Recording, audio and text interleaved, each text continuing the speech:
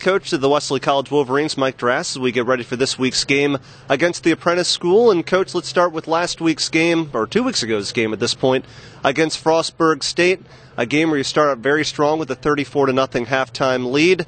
Gets a little away in the early part of the fourth quarter, but you get the touchdown to seal it away. Your overall thoughts from that game? Well, homecoming was great. We had a Hall of Fame induction where we had 9 former football players get inducted into the Hall of Fame, which was special to us. And the game was great. Our kids came out of the gate ready to go. We jumped up to a 34-0 lead. We probably got stalled in neutral there a little bit in the third quarter, beginning of the fourth, and we had a drive, that we should have scored a couple of times, right there in the third quarter, but by our own mistakes, we didn't, and then we made a couple mistakes on defense, which they capitalized on. We think Frostburg is a pretty solid team, playing a pretty tough schedule. And they're going to score points on people. They have been scoring points on people. But something to learn from. And now we just got to refocus and get ready for, going to Newport News. I think one player that really stood out from that game was Chris Mays, 3.5 tackles for loss. I believe he had 2 sacks in the game. Talk about what he's been doing the last couple of weeks. Yeah, you look at Chris, and he kind of has a wiry frame. He's not, he's only 235. But he's extremely strong. He's got great hips, great hip roll and explosion, and he really, even against bigger people, he can get penetration and he can get off blocks and make plays, and he's been playing that way against the run all year, and he stepped up against the pass, which is what he's more known for. So we're pretty pleased with how he played. Last week, of course, the bye. How does a coach spend a football Saturday when his team's not playing a game? Well,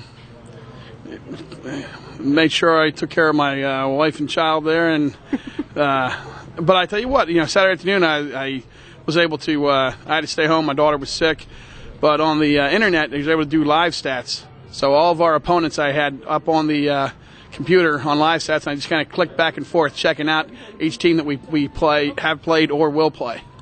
Is that kind of a neat envision? We were actually talking to Keith McMillan about that last week during the broadcast. It's amazing how far technology has come, even here at the Division III level, where you can keep track of other teams a whole lot easier than in the past. Yeah, I mean, it was a blast doing it. I had a lot of fun doing it, and just seeing what teams are doing right up to the second instead of waiting until 5 o'clock. Well, this week, of course, it's back on the road again one last time in the regular season against the Apprentice School. Talk a little bit about what you expect to see from the Builders today. Well, being on the road this week I don't think it'll be much of a hassle for our guys after 13-hour and 10-hour bus rides. Going 3.5 hours down to Hampton Roads, I think it's going to be okay.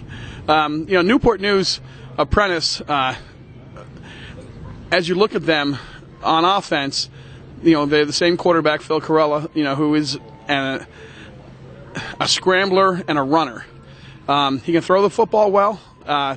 But he's somebody that he's going to beat you with his feet and his arm. They got one receiver in Brian Kane that, and we see this in our conference. We have the best receivers in the conference, but each team we play has one really good receiver, and Brian Kane is a guy that I think anyone in our conference would love to have on their team. Defensively, they do some things, that are going to cause problems for anybody, as far as what their fronts and how they're going to blitz people. So we got to be prepared for that because there's going to be an unknown factor going into Saturday's game with their defense on our offense. On the injury side of things, how's Aaron Jackson looking now that he's had the extra week off? Well, we looked like a mash unit last week, and we, on purpose, we kind of sat some people out to get healthy. And, Aaron practiced today in uppers, and, tomorrow he'll be in full pads, and we're finally going to get him back on the field. Unfortunately for us, Abib Badmus, will be out this week, and you feel horrible for a guy like Abib, who is a great leader and one of the hardest workers I've ever seen, and someone just love that kid. And he got a groin injury that's going to keep him out, and he stepped in for Aaron when he got hurt, and just did a great job. And now Frostburg, he got hurt, and guys always get a chance to step up. So, well, best of luck this week. We'll talk to you after the game. Sounds great.